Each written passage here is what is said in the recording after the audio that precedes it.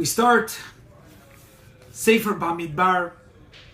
At the beginning of the week, we talked about the introduction and the names of Sefer Bamidbar, Chumash Kudim, Uvelech Derech, the change going to Eretz Yisrael.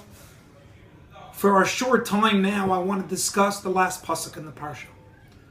Parsha ends off with 3 psukim that HaKadosh Baruch Hu says to Aaron and Moshe, be careful. Al tachritu et shevet mishpachot ha'kehatim mitoch haLevim. Do not let the tribe of the Kahat family to be wiped out from the Levim.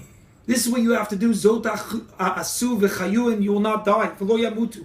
When you'll come to Kodesh Kodeshim, Aaron uvanav yavo, v'samu otam, ish al avodato v'al maso.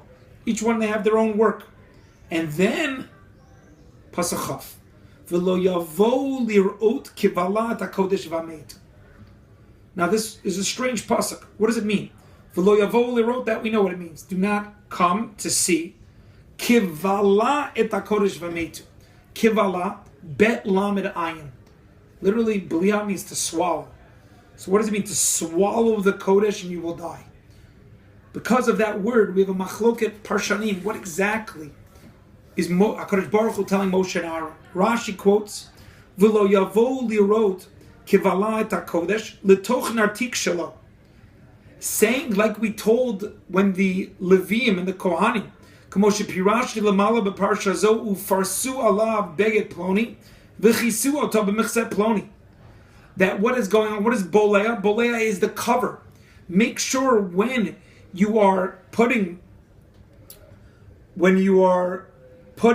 Kohanim are putting a kli that was mentioned earlier into its container, make sure you don't look at it. So the balua, this is what Rashi says, this is Unkelus. It's talking about all the kelim, and make sure when you cover it not to look at it. However, the Ramban quotes the Ibn Ezra in 2 different interpretations. One of them, Shelo yavo lirot kasher yusar parochet hamasach v'gale Aaron. He says, not talking about all the kelim, but it's when you remove the parochet, separating the partition from the Aron, from the ark. Make sure not to see it. However, what I want to focus on for 1 minute, and he gives another interpretation, but the Gemara quoted says as follows in Sanhedrin Daf Pei Aleph, Tanya, Hagonev et kisva kanayim pogimbo. What's kisva? Kisva is, they interpret it to be klei kodesh. Person steals. Kibbalah here means swallow it up. It's to steal. To steal. If you steal klei kodesh, you're chayev misa. Kanayim pogimbo. That's what my kasva Amar Rabbi Yehuda Kli Sharis, and he quotes a pasuk to prove it. Where do we see this in the Torah? Techtiv v'lo yavo lirot kivalat HaKodesh v'amet. But Moshe Feinstein asks an amazing question. He says, we know the Gemara Baba Kama tells us that when we're stealing between hektish and the regular mundane, actually stealing from the mundane is even more severe than stealing from hektish. So we know when you steal from the non-hektish, you're not chayiv misa. So why over here are you chayiv misa? And Rav Moshe Feinstein, in his last piece in Bamidbar and Drash, Moshe explains beautifully. He says we're not talking about just stealing money. We're stealing this klei kodesh to put into your house in order, as we would say here in Israel, to have a posa. To be able to say, look, I have this klei kodesh in my house. I am from. We had a certain Rav yesterday in Yeshiva who talked about just because a guy says he's a scholar and he calls himself an Orthodox scholar, doesn't mean that everything that comes out of his mouth is kosher. You have to make sure. Rav Moshe says, same idea over here. You steal the kodesh, you bring it into your house, and that puts the kosher OU stamp that now I could say whatever I want against Chazal, because look, I wear tefillin, I have this klei kodesh in my house.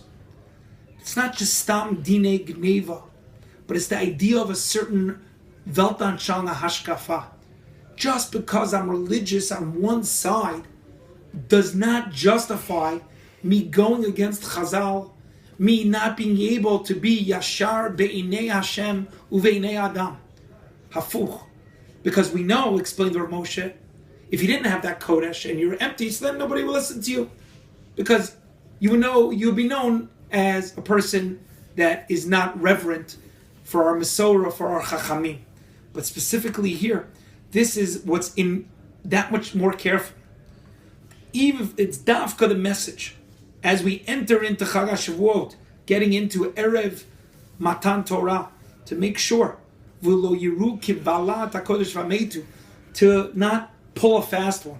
Make sure to check within ourselves that we are being ideal, we're being real, and we are taking the Kedusha that we have, and as the Gemara says, both Yefashvesh b'ma'asav and Mimashmesh b'ma'asav.